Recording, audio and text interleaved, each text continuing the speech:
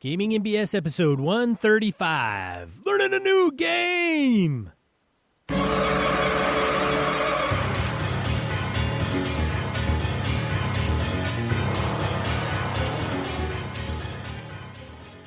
Welcome to Gaming NBS, a tabletop RPG podcast. I'm one of your hosts, Sean. And I'm Brett. Welcome to the show. Welcome back, folks. And I still sound like complete crap. This is lovely. Oh, man. I love my kids, man, but every once in a while they bring home, like, the Black Death or whatever creepy, horrible, viscous crud this is, and then it just, like, sits in me for a month. It sucks. Isn't that what kids do? Aren't they known for that? Yeah, they are. I'm just here to say that they're lucky I love them. That's what I'm saying right now, because this is fucking miserable. Well, it doesn't do anything to do anything to them at this point, I guess. That's true. It's too late. It's been done. You're really weak. Yeah, I am at this point. Yeah, they could just, run away from me, and I'd take like 2 brisk steps, and I'd be coughing up my lungs, and I'd be done for. So you got that going for you. Yeah, so that's always fun. Anyway. Announcements. Yeah, we got Gamehole Con. What did they do? They just announced something too, didn't they? What is that? Event registration opens April 16th. Very cool. That means that we have to get our collective you-know-what together so we can have Gaming NBS banner games and the rest of that good stuff. So, got some stuff to get a hold of. I should not get a hold of, but to build, put together, send to Alex and the boys over there, and make sure that we are accounted for appropriately. Very cool. Yeah. We should also call out that Evercon. We figured out our new dates. Now, granted, it's in January of 2018, but just for anybody who's planning way the hell ahead, Friday, January 5th, Saturday the 6th, and Sunday the 7th are our dates for next year. So I'll put those out there as well. Are they on the website? Yes, they are. Evercon.org. They are live and fresh. We should say the Gamehole Con event submission opening April 16th, 2017. Yes. The November 2017 show. For those that are listening to this a year later. So everybody knows.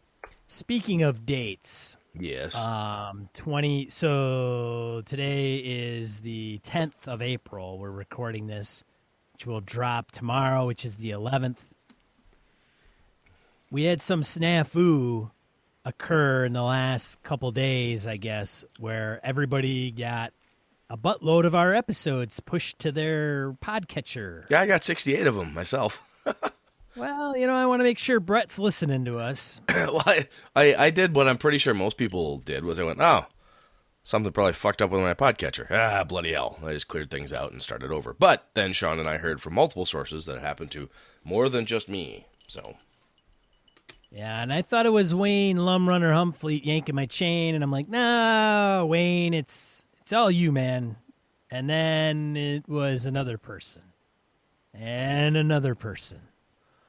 So we didn't do it intentionally. We hope we didn't piss you off. And frankly, if you unsubscribed, you're probably not listening to this anyway. But quite possibly.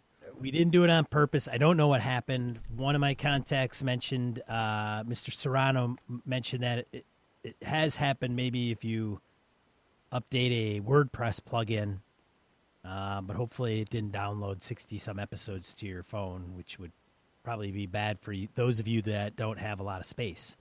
So our apologies. It wasn't something we did intentionally. As a matter of fact, I'm still, at this point, have no idea of what actually occurred. Oh, well. Oh, well. Shall we move on? Yes, let's do it. Random encounter it up, man. Random encounter. Segment of the shows where we field emails, voicemails, and comments from social media.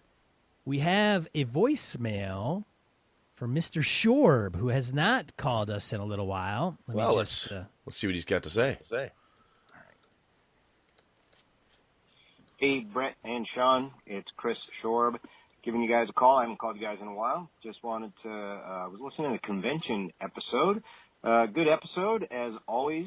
I had one comment or one dimension that you guys didn't mention in your discussion of convention. I don't remember what the exact topic was.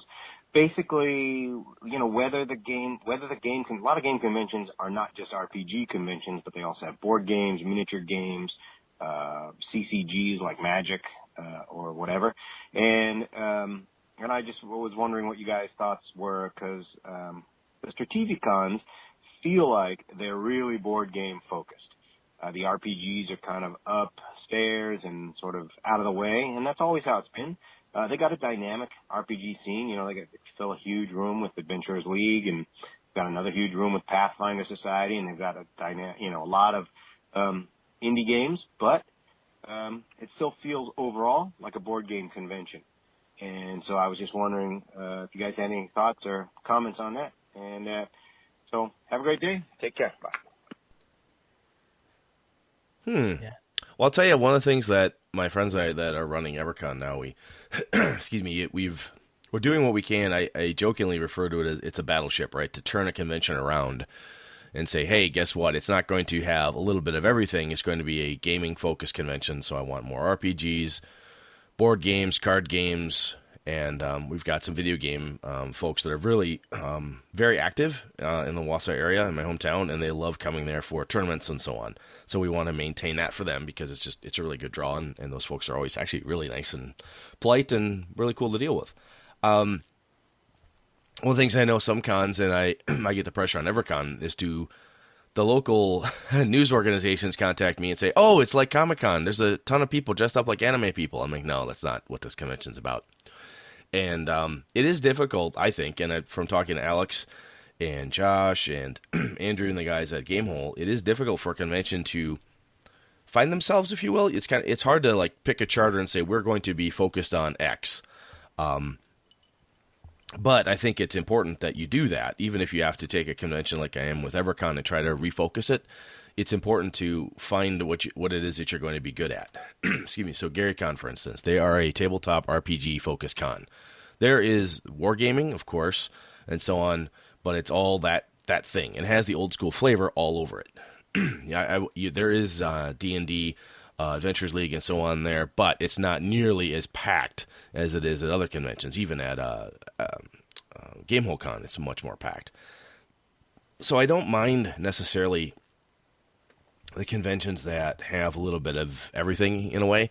When you have cards, board games, and tabletop games, much like Gamehole Con does, I think that's fine because a lot of that stuff cross-pollinates. You get the same type and quality of gamer there, as opposed to then trying to, slip in a anime heavy-duty cosplay Comic-Con type of feel on top of it can get a little ugly, sloppy, and it just doesn't fit well, and you get this weird clashing of people who are there for different things. So I don't mind it. It's I think having a solid RPG only con would be totally fine. I'm pretty sure I've not been to North Texas, but my understanding is that is what North Texas is all about.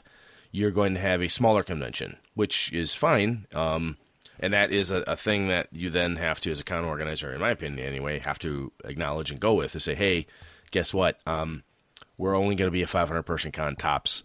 We're never going to be anywhere other than the Holiday Inn or the Marriott. We're never going to leave this hotel or a reasonable-sized hotel convention center because there's no way I'd fill out the Alliant Energy Center or a big convention center because we're RPG focused only.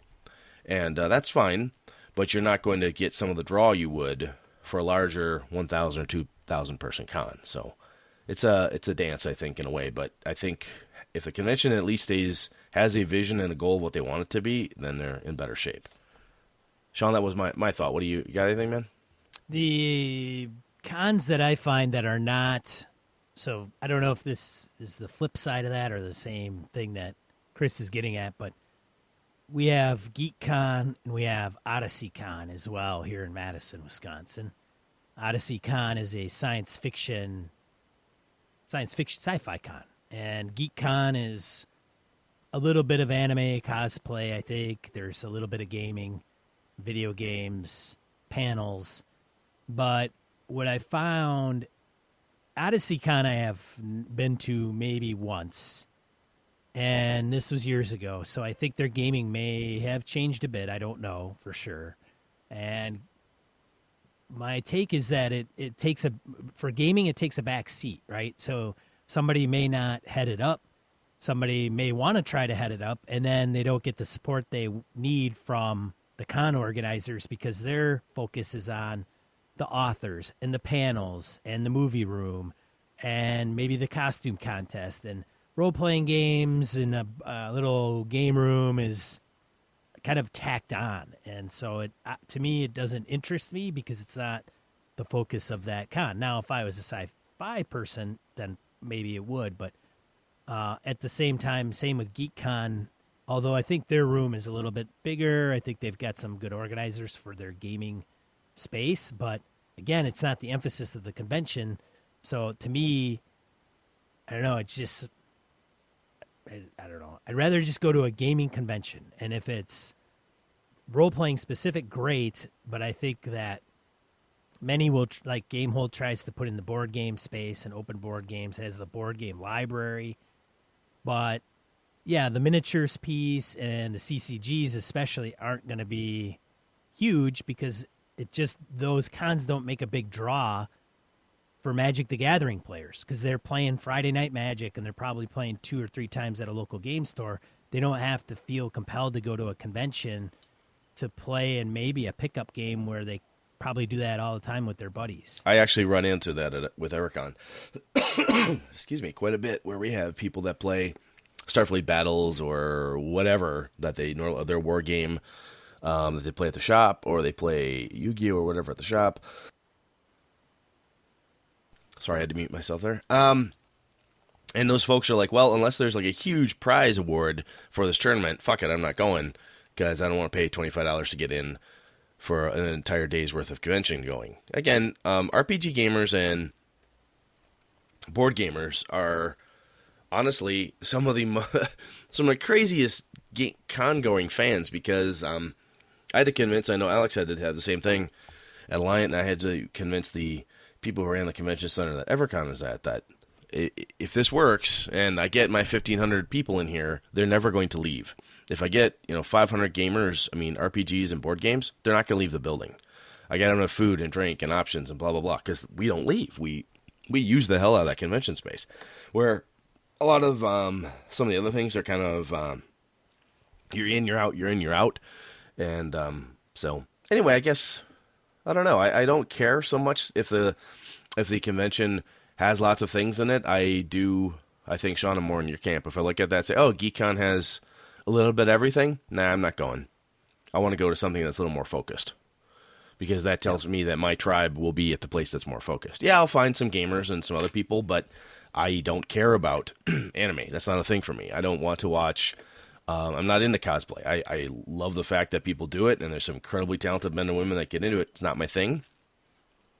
And if there's a huge swath of the convention that's dedicated or geared towards that, I feel like I've, essentially wasted my money to show up somewhere that doesn't have everything that I want. So, anyway, that's all I got. Yeah, Brett goes to game cons and he doesn't even play any games. So, I mean, he's not going to go to a con that's not a game con. That was Gary Con, man. Gary Con is my relaxing meeting people con. That's why. Well, that's true. That's true. Yeah, you do run games at Gamehole. You're right. And Evercon. I run the whole goddamn convention, so there. Well, that's different, though. All right. Next, do you want to take Flip or you want me to? I will let you while I have a coughing fit here. All right, fair enough. Email from Flip Flory from Flip the Table Podcast. Hey there, guys. I just started listening to you guys after my good friend and your Patreon supporter, Roger Braslett, suggested it. Hey. Thank you, Roger. Thank you very much, sir. I've been going through your backlog and picking and choosing topics that are interesting, and I am enjoying it quite a bit. I love the fact that your backlog has an evergreen quality to it. Well, that just means our ideas aren't stale and musty. That's good. That's good. We'll go with that. That's true. Yes, the topics are kind of evergreen-ish, but the show, we put dates in all the time and talk about the here and now, which really kind of screws things up. But anyways, I digress. He doesn't put that in there. Continuing on with Flip. Your podcast and a recent gaming experience has inspired me to try to become a better game master. If I had to rate myself on game mastery, I would give myself a C-. I have dabbled over the years, but I never considered myself to be really, really good. Anyway, due to stupid adult life and scheduling, I haven't gotten to role-playing much for the past few years. Luckily, I recently got a chance to join in on Roger's ongoing 2nd edition D&D game. So trying to keep the story flowing well, I decided to roll up a character that would make sense for me to just walk in and join up with this party. I created Garen Overcrest, a gnome cartographer, only 83 years old and finally striking out on his own to map uncharted territories. The rest of the party was already level 7, and Roger helped me create a kit on the fly to get me up to speed and equipped with everything a cartographer would have.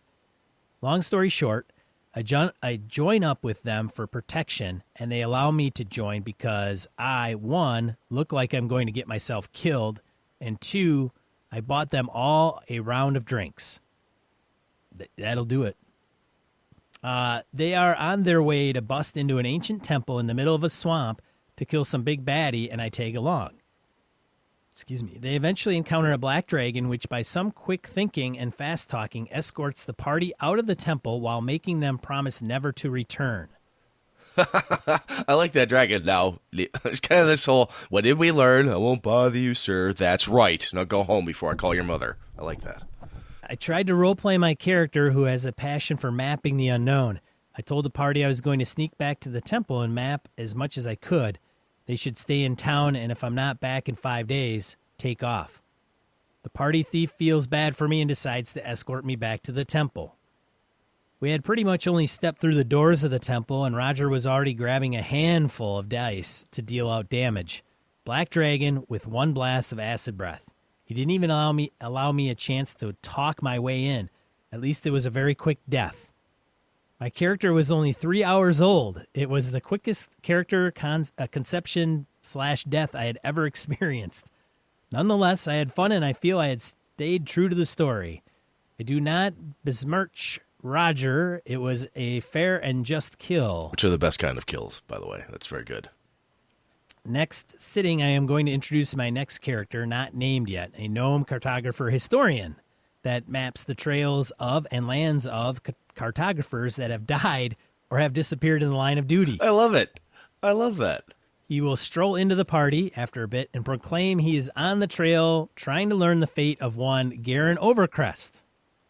I haven't looked through your entire backlog yet, so I don't know if you have touched on it, but how do you guys handle what I guess you would call quote-unquote legacy character family trees? Example, Phytor, the 14th, son of the son of the son of the next-door neighbor of the 3rd cousin of the original Phytor, and seeking revenge of all of his previous characters' deaths, or willing an estate and artifacts to their next character, or any way they can work the system to gain clout, riches, or skills for that little or no effort. Do you try to allow it for good storytelling, or do you think there might be a time to nip it in the bud? Anyway, thanks a lot for producing some quality podcasts. I'm really enjoying it, and I know it will be a big part in my quest to become a better game master. Take care, Flip Flory. Thanks, Flip. That was really nice, man. Yeah, it is nice. You know, Sean, that's something we haven't talked about much is the legacy character piece. That's not only an AD&D on the bottom of the old AD&D first ed character sheets. It had like a will and testament. I so-and-so leave all my stuff to whatever. That was a thing you did. And in Call of Cthulhu, as characters would die or go insane, you would make sure you had a really long, so the Green Witches that lived outside of Arkham would have a very extensive family tree because some great crazy cousin would have to find the dead great uncle's notes and then help join the party and carry on with the fight against Azathoth or whatever, because that was one of the easiest ways to kind of railroad the new player back into the plot line. I think that might... legacy character family tree. I think there's a good way to do it, and there's a clunky, let's just do this because it's kind of hangs disbelief a little bit higher on the wall a little bit, suspend that disbelief high. But I think this actually might make a good topic. I like this, Flip. I'm going to add that into the list. Yeah, please do, so we don't lose track of that. Yeah. I'm getting there. Misdirected Mark won't let me use pins, so I have to I have to use a list and cut and paste. There we go. I tried to use a pin last time, and Bob got all mad at me. Why don't we just tack it somewhere? Ooh, that's good. Can we tack? Yeah, let's get a tack on that. Tack it up. Let's tack it up. There we go. No cork boards or pins. We get to use tacks and yeah. Okay, cool. Tacks I and didn't even magnets. think Bob listened to us. I don't even know how he can claim it if he hasn't even heard it. I Oh, guess. I'm pretty sure. Well, word gets around. Word gets around. Well, I suppose The boys do talk. That's right. All right. All right. I think I've got. Hang on. Let me get a sip here. Scotch to deaden the voice. All right. Email from Ace. Brett and Sean, thanks for taking the time to read my last email on air, and I appreciate the mea culpa on the issues I brought up. I really wasn't trying to give you a hard time, but I wanted to get your attention and trying to be funny. Hey, Ace, you absolutely were, man. It was nothing bad. It was fun. He was funny in that? Yeah, he called us idiots, which is totally funny because we are. Furious. No, he's fine. Okay. Base Ace. Yeah. Excuse me. God damn. Sorry, I missed the mute button on that one, folks. I really enjoyed the discussion on the Cypher system you had in most recent episode, and I really like to read some of the related games, but mostly because the Monty Cook settings are fantastic. My issue with what the Cypher system appears to be from your discussion is the fact that GM gets no dice. Perhaps Cypher system does it differently than other games that operate on that principle, but I'll take the time to at least read the rules before passing judgment and bring this up an issue in quote-unquote modern RPGs that's been bugging me. Why do so many modern game designs insist on taking away the GM's dice? There's a strong contingent of people who actually did get into this hobby, myself among them, after seeing those funky dice on the store shelf, wondering what these things were about, and picking up a book and some dice. I read the rules and realized if I wanted to have the opportunity to play this cool game and use the dice, I'd have to run the game myself or my friends. Fortunately, I have the world-building, adventure designing, game mastering personality type to let me do that, by God. I'm going to roll my damn dice. But by God, I'm going to roll my damn dice. Take away my dice and I quit designing adventures. The game designers seem to forget the GM is there to play a game too. The GM is not a video game console. The GM is a fully involved player in the game. In some ways, the GM might be the most involved player. I've read theories of taking away the GM's dice. By taking away the GM's dice, the game system somehow improves player agency or reduces the possibility of GM abuse. Let's take those two reasonings one by one. First, player or character agency can hardly be affected by the roll of the dice, as the probabilities should, under the rules, reflect the external factors not under the character's control. Whether that's a terrain, in a combat or the mood of the NPCs in a social encounter, bonuses and penalties reflect the natural abilities of the character and the favorable and unfavorable circumstances the player manages to create throughout actions. The dice represent all the extra stuff, right down to the argument that Stunt Goblin number 3 has with Mrs. Stunt Goblin number 3 had the night before that color his actions and reactions to the situation at hand.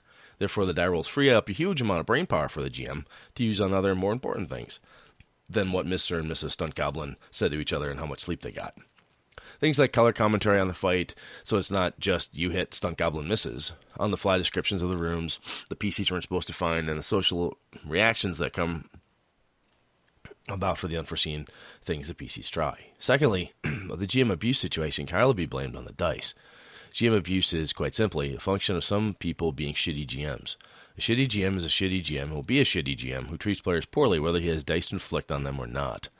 So what reasons do you have for not wanting dice in the hands of GM? Brett in particular likes to advocate for what he calls player-facing die rolls, which seems to translate to players roll the dice, GM shuts his dice bag and reads the flavor text. I'd love to hear the reasoning behind that. Excuse me again. Ace, I think that's a good, that's actually a good topic because I talked about player-facing die rolls, and even in the Gumshoe system, as I said in our Gumshoe episode, and I mentioned when we were talking to Darcy and Troy, the Game Master does not give up all the dice. There's still a die roll on the Game Master side in Gumshoe, but and that's an intriguing component to me of Cypher to completely lose my dice as a Game Master. But I think the idea of player-facing dice and what they can give you or what they're supposed to give you might make it for an interesting topic. Sean, what are you thinking there, man? Yeah, I do think that, you know what, it may not be for everybody, and that's okay. I think that some people would argue that they like that approach because it allows them to focus on different things. Now, Ace would say, well, I just named out a few ways that they can focus and still roll dice. Sure, absolutely. I don't know. I guess my question to Ace would be, one, has he tried it? Well, Right? I think he says that at the beginning, right, where he says, "Hey, Did he try it? I'm gonna read Cipher." I haven't. He basically saying he Oh, okay. hasn't done Cipher, but he's gonna read it at least, before passing rules judgment or anything like that. Right. I think the interesting thing here is that if aces unfortunately run into, I mean, we all run into these people within any hobby, honestly. The one true way person, like, oh, if you're not running small book indie games, you're stodgy and you don't know this. Oh, if you're not running OSR, you're this. I mean, there's some douchebag attitude out there on all sides of whatever yard you happen to be playing in that thinks you're doing it wrong or you're not getting the full effect of something that they think is amazing. And if that's something that Ace has been running into or has seen before, which I know I have, I take it with a very large grain of salt when I read those type of commentaries on different posts and such. I just like, well, whatever. That's what that person likes, and that's totally fine. But there is a thrust within there, and we did kind of rave about it a little bit during the Cipher system talk there. So I think it might bear a discussion on our side. So I will tack it to the wall. Yeah. I think the only thing I could think of is if a GM is tasked with rolling stuff for random things like weather or certain random encounters or whatever that is maybe specifically to like Dungeon World, if the GM just makes those things happen, the GM says it's shitty weather outside, or the GM says there's you hear something coming down the hallway, and they don't have to roll necessarily, and it's just going to happen, and the characters have to react to what is presented to them. Maybe the random piece doesn't have to play a big part in the whole scheme of things, right? So we talk about me running railroads.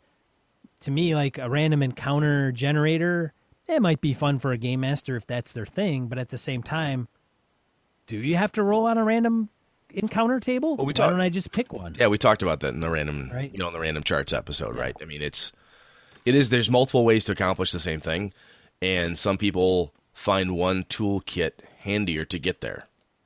Right, that's fine. Yeah, but it's worth interesting to talk. I'd be interested in what Ace finds with like the Cipher system, because a lot of it's just I imagine you just come up with story and you don't have to roll up encounters. I mean, you just pick the tier, which allows the difficulty of overcoming those very easy by multiples of 3.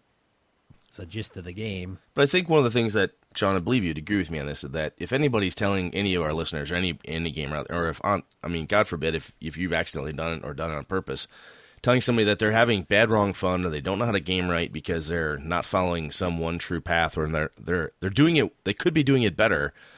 If that person in their group are enjoying what they're doing, they're getting the types of stories, the types of everything that they want out of it, then it's being done right. It may be a game that I would be bored out of my skull in, or that I would hate, or that Sean would hate, or whatever. But I've told people many times, sounds like you guys are having a good time. That's cool. That's not my game, though. Oh, really? Yeah, I don't like doing it that way. I like to do this other way. People will often say, oh, that sounds interesting. Yeah, but I don't think I like that. I said, exactly. That's fine. You don't have to like what I like. That's totally cool. So, yeah. Anyway, yeah. I've tacked it. You're next. All right, let's get in. Blake Ryan sends an audio. This is Blake Ryan with some thoughts about clerics in gaming. Clerics, God and church can be the reason two of the characters know each other during their character creation and background development. Having a religion, church and God is an opportunity to give a character a style and a focus, just like taking a prestige class. In 2nd edition they were called spheres of influence, in 3rd and 5th edition it's called domains. A cleric who follows a god of wealth and thievery will have a very different style and focus to that of a cleric of a war god. If you've always used Microsoft programs or always eaten at KFC, clerics are similar, and they believe in the brand, their way of doing things, and the lifestyle they suggest. Just because intelligence is not your main stat doesn't mean your clerics are stupid. They can use acid, alchemist fire, or holy water to kite enemies or deny an area. Elven clerics can use bows for artillery support, and Dwarven clerics can use axes for melee support. Any of them can use antitoxin or first aid kits, so they don't rely solely on magical healing. Clerics are usually part of a group, so you've got a safe place to crash, and they can share information. And these are recurring resources you can lean on. Many people don't like clerics because they feel they get bossed around by the church, but since most quests come from NPCs, and aligning yourself with a church or god gives you a choice in those quest directions. For example, if you follow the sun god who fights undead, there's a fair chance there's going to be some undead bashing quests come up. So sign up for what you want in the game. Most gods and churches have allies and enemies. This creates adventure opportunities for you and lets your character be more involved in the game. Clerics are not Catholic saints or Buddhist monks. The tenets of the faith vary greatly, and most gods have no issue with gambling or drinking. Clerics are more than just healing bots. Every character and every player deserves equal respect in and out of game. Don't micromanage your cleric unless you want them to micromanage you. If your cleric is low on healing and you have to do hit and run tactics against enemies, then do that. It's better than dying and makes it a more interesting story than a prolonged fight anyway. Role-playing a cleric is not hard. You can just say, you pray over the fallen enemies and perform meals. It's not rocket science and adds depth to your characters. Maybe your cleric is busy but shy, so they get his or her church to find suitable candidates for marriage each time you come into town. Non-violence and mercy to people may not apply to some or all monsters, and finding out the difference may be a fun thing to debate during the course of the campaign. Maybe your church of wealth and trade is taking over the Thieves Guild and you want in, or maybe you want to stop it. Losing your faith, the DM can ask the player if they want a quest from the former god or a new god and weave that into a story. It doesn't have to mean suddenly your character's useless and that's it. All right, that was it. That was actually really interesting. I think the best part in there that I got, I mean, that was all, honestly, Blake, that was all really good stuff. I loved how whenever we've done only two of these now, we were pick a class type of thing, and then listeners come out of the woodwork to say, "Oh, here's a thing that we do," or whatever it is. Because again, Sean and I have said this many times over 100+ episodes that you folks have just as good, if not better, ideas than we do. So listening to this stuff is great. One thing that Blake, that you said there, excuse me, that really sung to me was pick the god you want. Right, pick what you want from your game. So if you pick a god, you talk to the game master and you're like, look, I'm going to pick a god of, who hates undead. Oh, really, says the game master. Yeah, because I think it'd be really fun to fight undead. You can use those words out loud with the game master and the rest of the players. And if the player's like, we fought undead like crazy last time. Maybe we should be, against merchants or something. Or, then you can, there's lots of ways to kind of negotiate around it. But the tie from the cleric to the quest and from their god and their tenants and so forth to directly impact the various plot lines and hooks that can come at you. By signing up for that god, you basically are signing up for what you want your part of the game to be about. And I think that's a really cool spin on that. Thank you, sir. I like that. Yeah, that was definitely good stuff, Blake. And I actually like Brett mentioned that, this is what you're signing up for the game, right? When you talk about your domain or the type of cleric you want to play, the GM should cue in on that and offer some of those situations so you can kind of shine in that role. So, next up, Steve Orlick comes back after we address his "Who runs the game?" question. Hey guys, thanks for diving into my topic idea. You pretty much covered every thought I've had about the situation. I was going to call BS on something that was said in there, but I forgot what it was. Dodged a bullet, Brett. Yay! You're off the hook for now, at least until I re-listen. Oh, it's coming. It's going to come to him in the middle of the night, and he will frantically run to his computer to type something up or pretend he remembers only to have it fade away in the morning. Anyways, bonus points to Brett for comparing it to the boss-employee relationship. I also think the employee has all the power there. However, you can be fired if you exercise that power. By the same token, I could kick people out or just find another group, as was suggested. The problem is 3 of the 4 players are family. I'm trying to be diplomatic and not throw them under the bus on the interwebs. Fair. Yeah. Fair. That makes Thanksgiving hell, I'll tell you that. So good move. Family. I've pretty much gone with the roll with it angle. I take my story moments when I can get them and deal with the frustration as best I can, usually by drinking scotch while I'm playing. I condone that. We had the whole pre-session 0 talk about what we want out of the game. Everyone was on board, but the table dynamic emerged as time went on. I think that's kind of how it goes in most games. The intentions are good, but people are who they are, and the dynamic will settle into whatever it's going to be. I think of pickup games like at a con or D&D encounters where the table has strangers and casual players. Those situations really make me feel like the players have control. It all boils down to it is what it is. Great job with the topic and keep up the BS. Steve Orlick. Yeah, I think we mentioned that. We weren't positive who was in the group, and that does sometimes make dealing with the group dynamics a little difficult, right? Where, the guy whose house we're playing at, he and his wife, they're the problem. This game would be great if it weren't for those two. That's the only place we have to play. Oh, lovely. What do I do with Jack and Diane? Do I say, wow, you suck? Or how do we fix this problem? Yeah, it's not easy. It's a social game, and it's tough. It is very tough. Yeah. It is. It's player dynamics, man. Yes. The social piece of it, where we all say we're not very social as gamers, which is kind of a bunk. It is. Obviously bunk.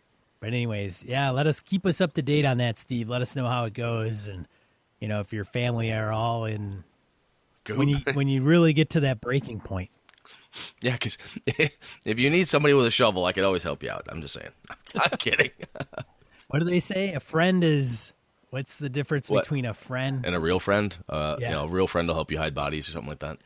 Something like that. All right, so you want to read the mongrel? Yeah, so he's got a fairly decent rant, as is the mongrel's want, over on Google+. We got a link in the show notes to it. And the mongrel always has some really good perspective, so thank you, sir. I always appreciate, and I know Sean does too. You writing in. And, basically at the end of his rant, this was the kind of the thing that he asked us, which kind of, in my opinion, tags into our main topic here. But what does a game system have to have for it to tick your boxes? With a plethora of systems out there for every game, what makes you choose one over the other? Is it the setting specifically it caters for? Is it adaptability, cost, ease of teaching, crunchiness? For example, why DCC over D&D or Pathfinder? So, Sean, that's kind of we've talked about this a couple times in the show. Like we had one number of long episodes back around, looking for the perfect game and why we keep buying stuff. I don't know. I think I've found out more of what what ticks my boxes, as he says, with Kickstarters and various other new products now that I'm older and I'm trying to be more. I've got more expendable income than I did when I was a kid, but I'm trying to be smarter with it. So I'm looking at different products. I'm like, is this better or different than anything I currently own? Yes, DCC does this, this, and this. It's different than what I've got. Yes, I can do that. I'll get into that game, type of thing. So I don't know. The adaptability and the setting, I think some of that matters. God, I think a lot of this matters. What do you think, Sean? Yeah, I don't know, man. It is weird, and I think it does matter. I went into a game store, and the owner mentioned, I said, another game that I'm never going to play. And she said, my husband, he buys role-playing game rule books like people buy novels. They just reads the rules, soaks them in. It's something of an interest of his. And I think that I have toyed with this problem myself when it, that mongrel is alluding to. And it's hard to say. I think people are turned on by certain things with games, and some of them they latch onto and they become big fans of that game, ambassadors of that game, eventually maybe even authors for that game, designers, what have you. And sometimes it just comes down to the feel. Maybe it's the ease of use. So it is. It's the setting specifically it caters for, Is it the adaptability, cost, ease of teaching, crunchiness? And I would say, yes, it is. All of those. But, you got to ask a person individually why that's the case. Because if you're trying to lump, why all the lovers of Pathfinder love Pathfinder or DCC or whatever specific game, and you might get different answers from each one of them. I would expect you would. You'll get some similarities, but everyone's got a slight different twist on it. Yeah. So it's hard to say. Because I know, specifically, I have bought games that I like the settings, but I didn't like the rules. Buddy of mine bought the original Deadlands because he loved the fact that the one Deadlands limited edition real leather cover, he thought that was the coolest, sexiest looking book at Gen Con, so he bought it. And he's like, oh my God, the setting is amazing. I'm like, well, for Christ's sake, Lenny, I mean, you spent a lot of money on that book. I hope you at least liked it. Oh, never heard of it before then. Crazy bastard. So he has amassed a lot of those books. He does not like the system at all, loves the setting and everything about it, and he has cannibalized bits and pieces of that in other game systems over the years, other games, campaigns, I should say, that he's run. So he uses them as reference books, and I look at my stash of stuff, and yeah, I started doing a lot of that, where I think some of what I pick up tends to be used as a reference manual more often than an actual game book.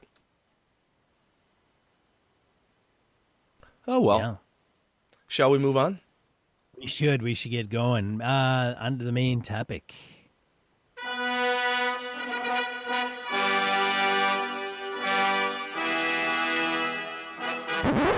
All right, Brett, what are we talking about this week? All right, so we've talked about a number of different games. Just talked about Cypher. And, Mongrel's point, what the hell are we buying these games for? What do you like in them? Player-facing dice, not player-facing dice, we talked about before from Ace and others. And one of our listeners, Edwin, that brought this out too, is kind of like, how do you learn these new games? And I don't know if I can necessarily give anybody a, hey, this is what you do. Like step by step. These are the 10 steps you take. You'll learn any game. There you go, my son or daughter. You're fine. I figured, Sean, you and I could at least talk about what we do when we want to learn a game. Was it us learning a game, or is it getting somebody else to want to learn a game? I think we should take it first with us learning a game, because if I'm going to get someone in on it, if I want to help somebody learn a game, I guess we could take that approach as well. But the way I took this was, how do I learn a new game? If I understand how I digest something or how you're doing it, that will help me, if nothing else, become a better teacher of that. I know that's helped me a lot in martial arts and various other things I've tried to teach people over the years. If you understand yourself how you learn, sometimes it helps you figure out how others learn. At least that's the theory I have. Don't know if that's true. You with me? Okay. You with me? Yeah, man. I'm with you.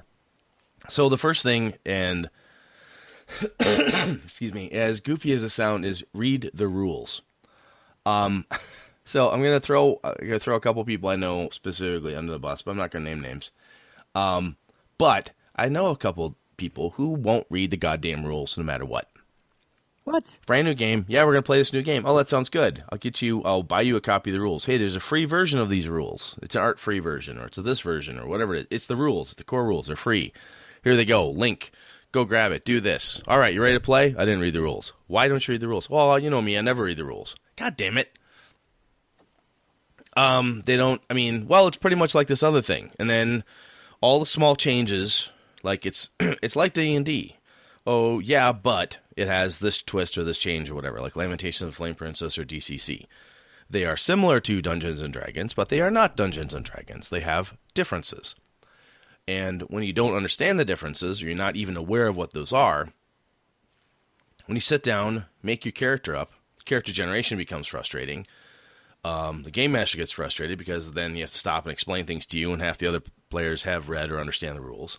And then there's another time, then during the game itself, when something will come up, and somebody will be like, oh, I want to do this thing. Oh, roll. So they want to accomplish an action. And you say, okay, roll this, add this, subtract this. Oh, I didn't know that's how that worked. Oh, if I'd known that, I wouldn't have bought this skill.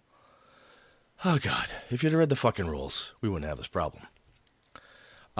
Sean, are you with me here, or where am I? What do you think? So I have one beef with that. Go ahead. Okay, so you whip out the hero system and go read the rules. And it's like the size of a Yellow Pages. Well, it's like GURPS 4th edition. It's 2 hardback books, right? Well, Yeah. I don't know, because GURPS 4th edition has 2 books, right? One is players, one is GM, right? Yes, but it's still 2 full books. If you're going to run it, you got to read the whole damn thing. Oh, if you run it, yes, yeah, absolutely. So, yes, I was thinking as players, because you're kind of outing a little. player for not. Well, it's not. So I had this most specifically years back with a GURPS game when I happened to have multiple copies of the GURPS rulebook and the version we were going to use. And I said, here, all you need to read from the rules perspective is read how to make a character and, the conflict resolution section. How do you fight? How do you use your skills? That'll pretty much cover everything. You should be good.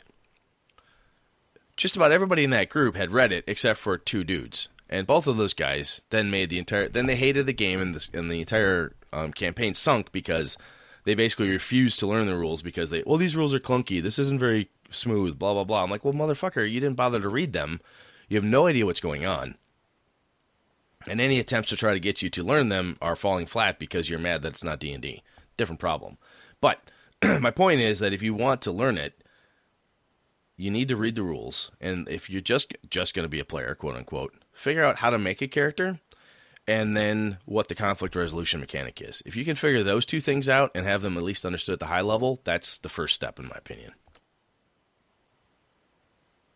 Yeah, no, I think that's solid. I do think that, Game Master's got to read the rules. That's not a question. And then the players should as well. Although some players do tend to learn more by doing, not all, but some people just like to learn by doing versus reading. I think that would be almost my preference sometimes, which would be I'd rather be in a game first before I run it. As long as that person that's running it knows what the hell they're doing. Okay, I can see that.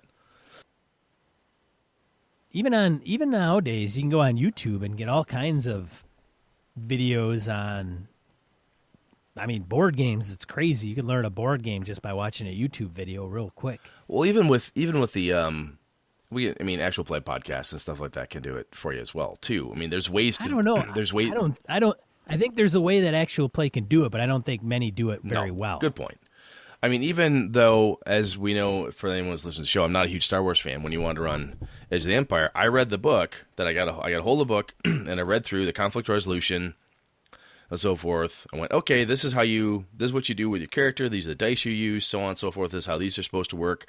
I had questions in game like, wait a minute, how does light side, dark side work? I thought it worked like this by the rule. You don't have to have a super in-depth knowledge of it, but you should at least understand what the core mechanic is. If it's a D20 system, and I say, look, in this system it's D20, so I will assign a difficulty class, a DC of, 10 is easy, 20 is abysmally hard, and you're going to roll, add some modifiers. Okay, you got it? Good. Excuse me. You should be able to figure that out on your own. And I guess you're right. Some people don't like to read the rules and so on, but I guess I don't understand gamers that don't like to read the rule books. I don't get that at all. That baffles me. I think some of them would rather. I don't know, man. I think if you get into some rules heavy systems, rules can be fucking boring. Okay, and so let's dull and mundane and tedious, and all you want to do is have a character, get into starting to play, have the GM, if it's a GM based game, convey the situation in the scenario, and allow you to roll with whatever it is. Now, having said that, I think that if you are playing a specific game if there is an individual that likes the game, or let me back up. If there is an individual that does not like to read the rules, the one question I would ask is why. And maybe it's because of what I just mentioned. They're dull, they're mundane, they don't want to get into that crap because it's maybe something that just doesn't appeal to them. They want to be immersed in a story. They want to be able to have a character that can do actions and based on what the game master's presenting to them.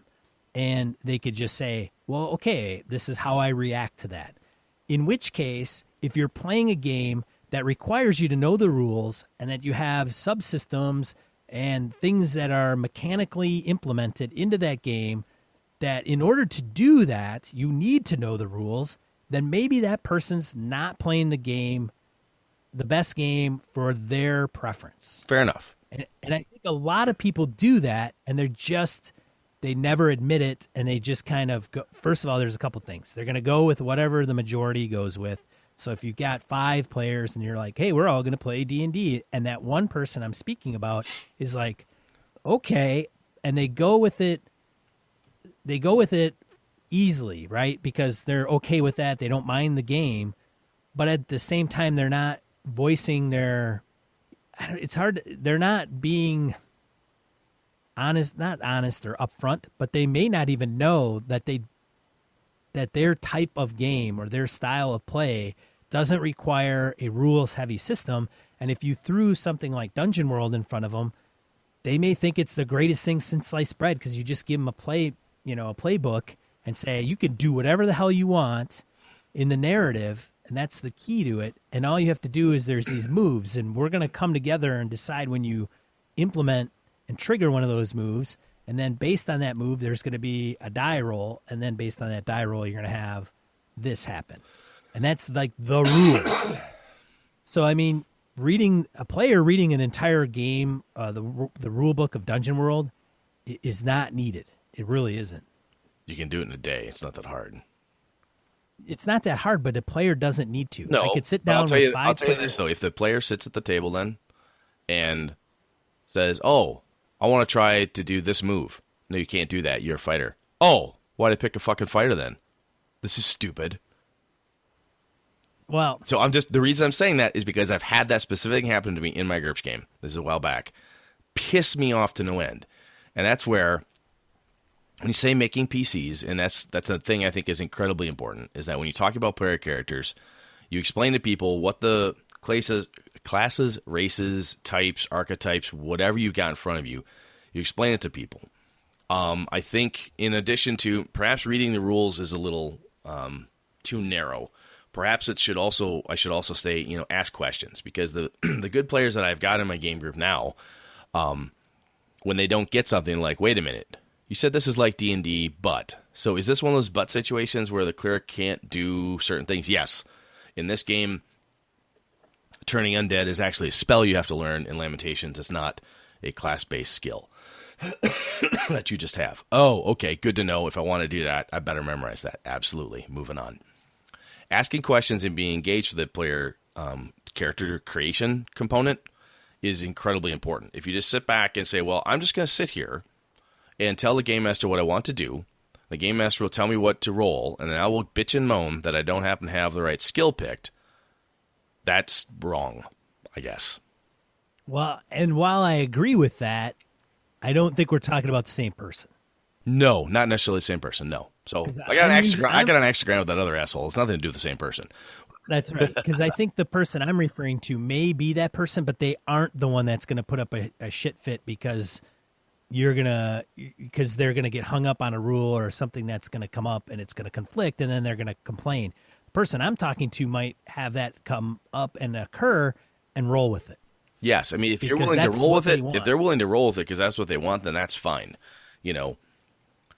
I guess there are some people that hide behind the facade of I'm willing to roll with it, but yet they get pissy when they don't have absolute mastery, and that's a different problem that we can talk about at a different time. But I still think one of the things to do is, even if you don't necessarily read the rules cover to cover as a player, game masters, yeah, you should. But as a player, it doesn't hurt to, if you're not going to read them, at least ask the questions of, how do I make characters? Can we make characters together? Oh, and as a game master, I strongly advise you to make some characters too. Sit down, grab an empty character sheet, and build a few PCs yourself, just so you understand how the character generation flows. I found when I don't do that, it makes that new game clunkier. Before I ran DCC the first time, even as a funnel, I sat and I physically generated up a bunch of funnel characters. Yeah, there are tools and apps that would do it for me, but I wanted to understand it. And then when I ran it the first time with my players, we only had a couple guys playing, had a very tight funnel, and I had them, we all made our characters at the time just to go through the process so we understood what it took to do it. I think that's, again, if you learn better by doing, that's totally fine. But ask, if you're not going to read the rules, then at least ask the questions about the rules that you would have found out had you read them. You know, how do I make PCs? How do I fight stuff? And how do I resolve other conflicts? Oh, it's a 3d6, drop the lowest die in whatever, then fine, know that. Know what that core mechanic is. Once you have that, the rest of the game tends to be a lot simpler. See, I think players need to know the rules as a game becomes more crunchy. Okay, Because so you're saying based on game type. Well, I think that can be a big factor in the whole grand scheme of things. And, I mean, it's just, if you get into the minutia about, oh, hey, I want to, I'm in DCC, I'm a halfling, so I get luck. No, by the way, your luck can be spent on others where other people cannot. And not knowing that is going to be a shortcoming of the player, but that's a rule piece. Where if you're in a particular game that doesn't get into those real, nuances that make a big difference in what you are actually playing, which isn't a ton of them, mind you, because I think a lot of the games you and I are referring to are going to require people to know those nuances. And I think that even when you play DCC, for example, and you're going to play that halfling and you level up in your first level, after the funnel, as a halfling, you're going to need to know what's on, I think it's like a total of 2 pages. Yeah, it's not a lot. And even then, it's like a half page of stuff because it's going to be the luck factor and a couple other things like the fighting style. But it's pretty straightforward. Now, when you get into something that's more tactically heavy, say Pathfinder, and you start getting into feats and builds and, kind of getting into more of a having an efficient character or an optimized character, then they're going to need to know what all that means. Like, okay, I have 3 feats. 2 of these stack, 2 of these don't. So this allows me to do X, Y, and Z. They are going to need that because that is the way the system really emphasizes the core of what it does, like rules and, like I said, subsystems and things of that nature. Agreed. Not always. It's not always, but I think it plays a big factor. I think you're right. I think, honestly, player character generation that's one of the reasons why that session 0 is really important. Even during session 0, which is one of the things I like to do during session 0, is make sure that you are making the characters. You can come with concepts whatever you want beforehand, but make the characters there, fill them out, and that gives you the opportunity to ask questions about, hey, I know this is Pathfinder. I know there's a ton of feats. I want to make sure that, I want this guy, I have this vision of what I want him to be. Ange, do you know how this works? I want to make sure I can use a long spear. How would I do that? And Ange says, oh shit, I don't know anything about that fighter stuff. I always focus on thieves. Zave, what do you got? And Zave, oh yeah, I played a ton of fighters. Here's how you do it. You can source the group. You can go back and forth. You can ask a lot of those intelligent questions as you're building your characters together. So I really think that for me as a game master, when I skip making player characters myself, just like sitting at home at my desk and saying, all right, I'll make a fighter. Oh, that's cool. That's how you make a fighter. Let's make a mage, make a cleric. Spellcasters and skill-heavy classes like thieves or whatever can be kind of tricky sometimes. Or how do you heal people in this game? What kind of skills do I need to be a really good healer? If it's a sci-fi game, what kind of medic skills would you want? Going through and reading those different pieces within the rules as you make your character, you're like, okay, cool, I got a really good idea of how this functions now, or at least what a character would look like. Great. So when I sit down at my session 0 with my players, and we're going to make characters together, I can help them go through that process, and I can answer some of those questions and point them to the right sections of the rulebook. Does that make sense? It does, yeah. No, I agree. It's a good thing to roll up player characters. So the other thing, which is one of the things I like about the funnel from DCC, and I've done this in other game systems as well, even without something as official as a funnel, but I have done it before where I've gotten together with a couple friends of mine and I say, hey, let's make a couple characters and we'll just fight. So you make a couple characters, get the minis on a grid if it's a really tactical game or whatever, and then just battle to the death, just to see how it works. The combat system may be very prescriptive in how it functions. It goes this move, this move, this move, this move, and then blah, blah, blah. Going through it and figuring how it works. Or even the first time you run, you should, I guess, in that first session, I like to have a fight of some kind in the first session of a brand new game system, just so everybody gets a chance to see how it functions. Even if it's just, fisticuffs in a bar type of thing. And then making sure that there's an opportunity for special skills to be used. If you have a magic user, give him a chance so he can use his spells. The cleric, he can use his things. Oh, the thief, she's got a chance to try her thiefy stuff. Or the medic, or the computer hacker, or whatever. They need to have opportunities to try those special things. Excuse me. In that first or second session when you're all still learning the game. Because I think you're right, and there's the thing you said there that does make sense, right? Is that not everybody learns just strictly by reading the rules. I still strongly suggest people read them. But if you just come and you want to learn during play because you learn better by doing, that's fine. But then realize that while you're playing through that first fight, the first spell casting through DCCs, you're going through different charts. Oh, the first time you're healing somebody with lay on hands in this new game system and it works different, or you're using this new medical computer hacking skill because you've got some weird wetware stuff you're dealing with. It might take you a little bit to go through it. And I think it's important to, as a game master, and even as players, to look for those opportunities to use those skills and use those rule components to make sure that everybody at least gets their feet wet. You know what I'm saying?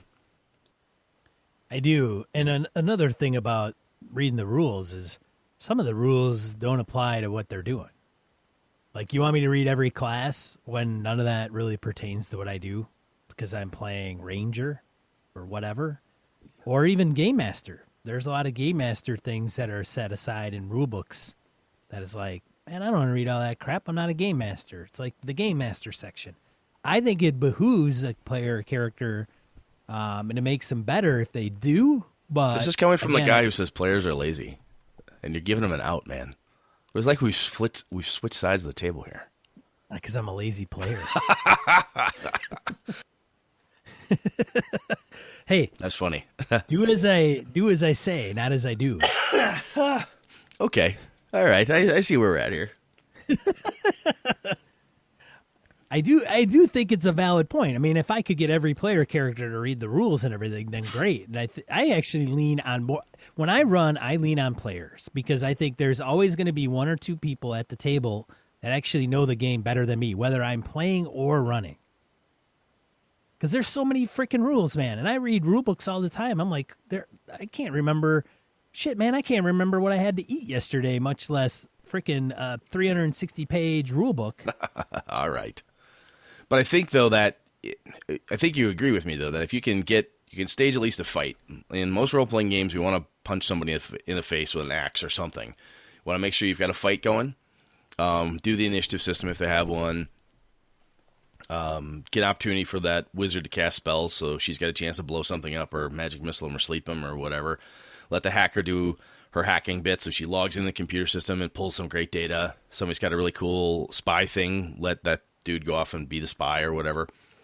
I think the other piece that goes with that is if it's a brand new game system that you've read, you're like, hey, I think this would be really cool. We've never played this before. It's similar to other stuff or it's brand new, blah, blah, blah. I really think, and I've said, damn the rules before, so on and so forth. But I will admit that anytime I've learned a brand new game system, I do my damnedest to run the first game, for at least the first few sessions, rules as written. Because I want to make sure that I'm not breaking anything as best I can. Now, we're going to make a mistake. We've talked about making mistakes before. But instead of going through and assuming that it's not going to work, like I used to do with grappling and so forth, I now, when I run them, is I look at, like, I read Cypher System, and I'm like, you know what? In my head, I read it, and I listen to Darcy and Troy talk to us. I'm like, man, there's some really, I wonder if I should change. What if no, fuck that. When I run Cypher, I need to run it rules as written, play it, and after a point, then I could say, you know what, team, I want to change something up. What do you guys think? because now we've experienced it in the wild of our game table and whether it's working for us the way it's written or not. But instead of just assuming something might not work or applying tweaks and hacks, the reason I say this is because any game system that's been out for a while, you go and someone will say, oh, if you're going to run that game, make sure you use this modification system. Oh, make sure you use this hack. It's way better than the original, blah, blah, blah. My vote is usually like, okay, that's cool, but let me run at least one short campaign with the rules as written to start with, at least a couple sessions of it before I start modding the shit out of it, because I don't know if I don't even know if I like it yet. And I can't say I like or don't like the game if I haven't at least tried it as written. Does that make sense? Yeah, I agree. And bending the rules, for something that you don't even know how good the rules are is kind of, I don't know. And then, I get you. And then as the player side, if it's brand new to you as well, which it may well be, then there's okay, how are we supposed to do this? Is there a mechanic for this? That's a question you can legitimately ask. If you catch me trying to hand wave something, you're like, well, Brett, isn't there a grappling? Is there grappling in this game? Because I want to try to grapple him. Oh, you're right, there is. You know how I love grappling. I'll flip the book open. We'll find the grappling rules, and we'll go through it. It's a brand new game, and you can't expect running the brand new game the very first time that's going to be uber fluid and that there will be no rule hiccups or whatever it is. Yeah, I might do my thing where if I know what the core mechanic is, I might be able to hand wave something small. Like, oh, okay, fine, you can climb the rope. I really don't want to deal with how many checks do I have to make if you're climbing 50 feet on a rope when you're not being chased. Fuck it, let's just say you climb the rope, let's move on. I can go back and reread that. But if we're going to have a fight, if we're having legitimate life or death combat, I want to make sure I'm using the combat rules as they're written. If the thief is really trying to pick that lock because he wants to get the treasure that's in there and there's a poison needle in it, I want to make sure that I'm using all those detection mechanics and so on so that that person, her thief, has a fair shot of actually getting it done and not building up a false sense of something. And then I have to come back later and say, hey, guess what, Emily? Yeah, that thing I let your thief do the last 3 sessions, that was wrong. So I want to kind of retcon the rules. We're going to go back to making it 10 times harder or whatever. That's not always good either. No, I agree with that. It's no good. You can't retconning stuff from like days after. It's just not the way to go. No. Unless it's a big deal and everybody agrees that that's kind of a good move. Sure. So, Sean, those were kind of my high-level stuff. Read the rules. And when I say read the rules is read at least what you think pertains to you. It doesn't hurt for you to figure out what the core mechanic is. That's great. Take notes if you need to. Write them down. There's nothing wrong with that either because, hey, the core mechanic is rolling a d20. Core mechanic is percentiles. Make some PCs if you're the game master or the player. Play the game. You can either stage a fight, right? A pre-game session, if you want to, with game master and players. You could just, here's a bunch of PCs that the game master, made up as pre-gens. Let's just beat the shit out of each other for an hour and just see how this combat system works. And, oh, by the way, here, let's cast some spells, too, because I got some mages. Oh, I got a hacker in here, too, so let's do some computing stuff. Just try those different things. And then in your first session, from a game master's perspective, have a fight. Let people get into it. Use the special skills, magic, all those different bits and pieces. And then using the rules as written, at least through the first few sessions before you want to make any tweaks to it, so that you don't... you're going to make mistakes, as I said, but that way you don't accidentally muck something up that has really bad consequences later on. Sean, do you have any other bits for learning them that I'm missing here? Go on YouTube and watch an actual play. And an actual, like, the beginning of a game, and then maybe a couple, and get an actual play that tends to touch on the rules, at least for the first few episodes, until they've hammered that down, and then they don't need to maybe go into them as frequently later in the show. But, I mean, I watched The Sprawl, and Adam Coble put that on Roll20, and it was very good, to the point where it was like, oh, okay, this is what I should do, and this is how I should do it. Awesome. So what I kind of put down in our notes here, Sean, were pretty much what Brett does, or how I learn games. Now, again, how I learn it may not be how somebody else learns it. So apart from the look at an actual play, when you want to learn a game, do you follow a similar thing I do, or what do you do differently?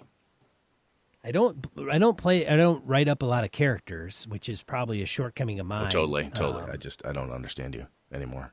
I Sorry. I read it and I'm like, oh, I know how to create a character, and I do, but I don't do it. But I usually cover that in like episode or session 0 or whatever when everybody else is doing it and they're kind of going through the book. Most of the times, folks are doing that anyway to figure out how to do it. Mm-hmm. But when you read the rules, do you read them once? Before I ran DCC, I read it like shortly after I bought it, like a couple years ago when I bought it, based on your recommendation, and then listened to when we had Jen on the show, and I read it again. Then before I ran my first funnel, I reread the entire rule book. I'm like, okay, cool, I got it, good, refresh my brain.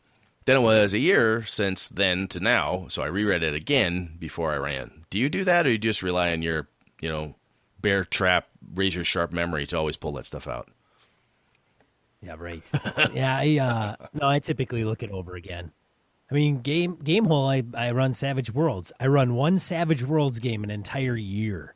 So I look it up and go, okay, shit, all right, how does that work again? How does this work again? Okay, I think I got it. I'm good. And then I just make it happen. So I had to do that. I had to do that with my Middle-earth and the Warhammer Fantasy I ran last year at Gamehole as well. I have run them extensively before, but that was ages ago. Yeah. So a reread is always a good idea if you haven't done it in a while, or at least a brush back through. Yeah. Is there anything else that you do from this is how Sean learns some perspective besides the AP piece? I try to see if I can have players learn by osmosis. And what I mean by that is if you take the rule book and you whack them over the head with it hard enough, if it'll actually goes into their brain. Okay. I thought maybe you were trying to like diffuse the rule book into a beer and then force people to drink it or something. Well, that's something I haven't thought of. I haven't read that part of the rules yet. Let us know how you get other folks, like how do you learn a new game? Does any of this ring true for you, or are we just... Yeah, I think I tried to say this at the beginning, and I'm sick, so I'm losing my brain here a little bit. Clearly, the way I learn is not necessarily going to be the way that Sean learns, or that listener, whoever you are listening to this, learns either. But my hope is that if I'm doing something that seems to be working for me just fine, or even as a player, I pretty much do the same approach as I do when I'm trying to game master a game. I'm wondering what other people are doing, much like, as you said, Sean, because if the men and women listening to us are smart people, and if you guys have got some tips or tricks on how you do it, that's just one more way that, oh, yeah, I don't know if I could learn like that, I'll try it. But then it's another tip or trick that I can hand to a prospective game master or player for a game system. Say, hey, here's some things you could do to help yourself learn this game. This might be a good thing for you to try. So it's always good to hear what other people are doing. Yeah, and don't let Brett bullshit you. When he started in my Star Wars game, he didn't even make a freaking character. No, I outsourced that. I was very obvious about that. I admitted that early. I did. I don't always do everything I said either. Sometimes I go rogue. Yeah, we don't do anything we say on this damn show. People should know that by now. I'll tell you though, after so I didn't make the character, but I read the rules. I'm like, okay, that's great. I got this. And then I'm playing. I'm like, oh, fuck, I should have done this. What the hell am I doing? Why did I do that? I took the lazy man's way out. That was just stupid of me. It bit me in the ass. So I'm not doing that again. Not outsourcing my characters. You just don't get the same thing as, handmade character. You outsource it like that, it just doesn't work. It's not the same, is it, Brett? Not the same kind of service. Jim was good. Jim was good, but it wasn't the same. Not the same quality. No. Love him like my brother, but not as good. Yeah, something lost, in that whole transaction. Yeah, made me sad. All right, let's get into die roll. Let's do it. All right, die roll. 2 to 4. Miscellaneous points of gaming and geekery and inspiration we want to bring to you. Let's see. Brett read some of the listener submissions. First one for me: how to use Google Maps and Campaign Logger to dynamically map your campaign. So I read part of this. It's kind of interesting where it's a little on the technical side, but if you follow the instructions, it's basically like creating your own kind of Google map. by doing, like, I don't know if it's JPEGs images and then turning the Google Map API onto them. And then it's pretty neat. I thought it was pretty cool. It's not going to be for everybody, but if you're interested in really kind of making a dynamic map for your campaign, it's using two technologies and mashing them together to provide that to you. So check that out. Links in the show notes. That looks really cool. Yeah. So I will let you go with the Mongrel. He went on a rampage on how beneficial RPGs are and some of the things that are that. Well, he's talked about this on in letters to us before, and we've mentioned it on the show. I mentioned that one of my friends at Gamer uses role playing as a therapy for him, dealing with his PTSD and so on. And the Mongrel has one about an RPG research community, another one of positive outlooks in role-playing games. Got a link in the show notes to that. There's a documentary about the Albenti, the RPG, a documentary about after-school and summer camps run by Rebecca Thomas, who is teaching kids interactive storytelling game. And the Bodhana Group, which is a nonprofit organization that advocates the use of tabletop gaming as a directed therapeutic and clinical practice that can benefit personal growth as well as enhance social and educational services to individuals and families. So these are really cool. I've read all three of these. They're pretty fun articles to read. I like just seeing gaming in this really cool light. I mean, it's becoming more, it's not as underground as it was back when Sean and I were kids, and it's just cool to see that it's has some uses beyond just having fun. So that's kind of neat. Thank you, Mongrel. Azriel Rocha supplies us with a good resource for Session 0 on the Same Page tool. It's on a blog. So if you wanted some guidance on doing Session 0, that would be a good reference for you to check out. Link in the show notes. Very cool. Kevin found this was really cool. It made the rounds, and I was laid low by this cold, and Kevin posted up before I could get to it. But there's a Brazilian student disappeared and left behind a room covered in coded text and occult symbols. It is just screaming for some sort of a Lovecraftian or occult research gumshoey type of thing. So if you can't make a game out of that, I don't know what your problem is. And then VC Young had a post about the self-mummified monks of Japan. Link in the show notes. I've seen this before as well. It's kind of on the creepy side. It's priests eating special diets and then basically self-mummifying. It's kind of disturbing in a way, and that anybody would do this to themselves, but it's interesting. And it's, again, one of those pieces where reality is incredibly strange. And it's one more thing you can throw into any game as a good little bit of color for the locals. Well, that's it for Die Roll. I want to thank Gray Author for the review on iTunes. Thank you very much. And then also to Curtis Takahashi for the very generous donation to the show. Yes, Curtis. Thank you very much, man. That was very, very nice of you and very unexpected. And thank you very much for doing that. One thing we did not mention, well, we mentioned at the top of the show, Gamehole Con sponsored the show. They hook us up at the convention, and we're partners there. So if you haven't been to Gamehole Con, get your ass to Gamehole Con in November, the first weekend. That's when it'll be. It's going to be a blast. Tabletop RPG convention here in Madison, Wisconsin, 2017. It's going to be Gamehole Con 5. Go to GameholeCon.com to find out what's going on. Sign up for their newsletter. Get alerts. Submit events. Be ready to be on the ball for when event registration, or I should say when you can go and register for events and what that looks like for you. You're going to have True Dungeon and a bunch of guests of honor.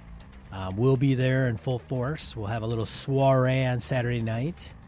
And wish you could be there and hope you could be there. Absolutely. So please, by all means, do that. Brett, what are we talking about next week, Brett? Don't tell me nothing. No, next week I initially wanted to talk about maybe grab another of our player focus, kind of that series, part 3.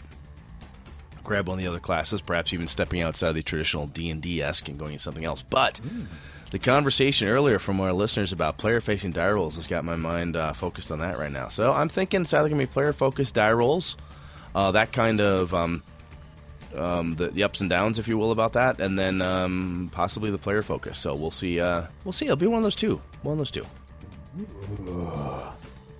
All right, Brett. That's great. Yeah. So I'm kind of with it. All right. Well, this has been one we're going to throw in the can. I'm one of your hosts, Sean. And I'm Brett. Good night and good game and all. This episode of Gaming and BS brought to you with the help from the following patrons: Christian Sexy Voice Serrano, Kevin Lovecraft, Joe Swick, Brett's Biggest Fan, Jeff Rademacher, Forrest DeGarry, Mark Anthony Benedetti, Eric Jeppesen, Andy Hall, Sean Nicholson, Tim Jensen, Chris Steele, Knights of the Night Crew, Palladian, Jason Blaylock, Remy Bilodeau, Jason Hobbs, Wayne Humfleet, James Carpio, Not Caprio, Pure Mongrel, Lord Tentacle, Corey Johnston, Eric Tankar, Brandon Barnes, Mark Tasaka, Brett Pazinski, Tim Shorts, Chad Knight, Dan LaValle, C.W. Mellencamp, Nicholas Abruzzo, Victor Wyatt, Craig Huber, Eli Kurtz, The Lost Sailor, Graham Minor, Todd McGowan, Roger Braslett, Misdirected Mark Productions, Old School DM, Jason, Christopher Gray, The Tabletop Game Talk Podcast, Stefan Dragonspawn, Evan Harrison Cass, Finolf, Ray Otis, Mirko Froelich, Eileen Barnes, Tony Sugarloaf Baker, Jared Rasher, Jared Lytle, Todd Crapper, Michael Parker, Jim Fitzpatrick, Michael Drescher, and With Static. For the cost of a coffee shop coffee, you can support the show for an entire month. Consider going over to gamingandbs.com/Patreon. That's Patreon. Thank you, patrons. Thank you, listeners. This has been a Litterbox Studio production.